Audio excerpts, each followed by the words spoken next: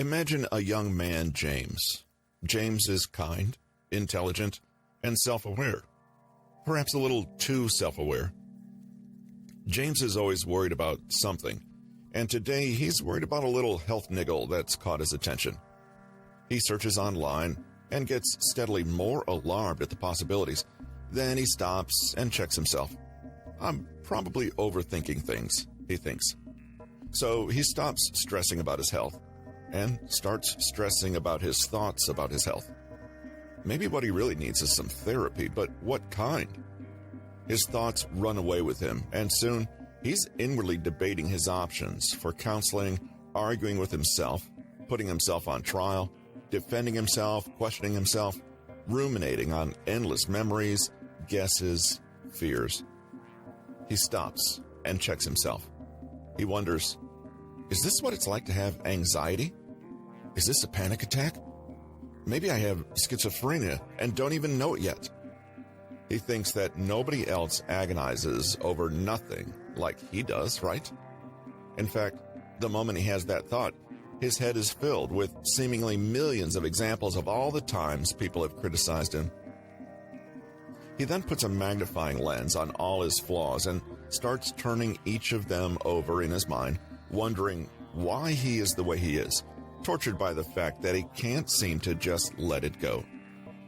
After about an hour of this, he realizes, with despair, that he's no closer to making a decision about his health issue and instantly feels depressed, sinking into a storm of negative self-talk where he tells himself over and over again that this always happens, that he never sorts himself out, that he's too neurotic. Whew. It's hard to see how all of this torment and mental anguish started with nothing more than James noticing he had a weird-looking mole on his shoulder. We all live in a highly strung, overstimulated, highly cerebral world.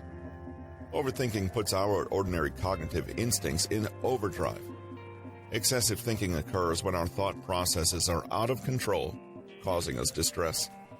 Endless analysis of life and of self is usually unwanted, unstoppable, and self-defeating. Ordinarily, our brains help us solve problems and understand things more clearly, but overthinking does the opposite.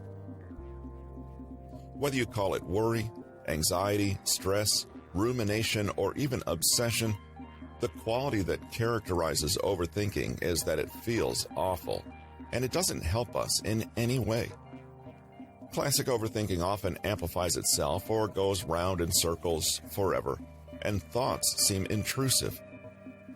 Overthinking is excessively harmful mental activity, whether that activity is analyzing, judging, monitoring, evaluating, controlling, or worrying, or all of them, as in James's case.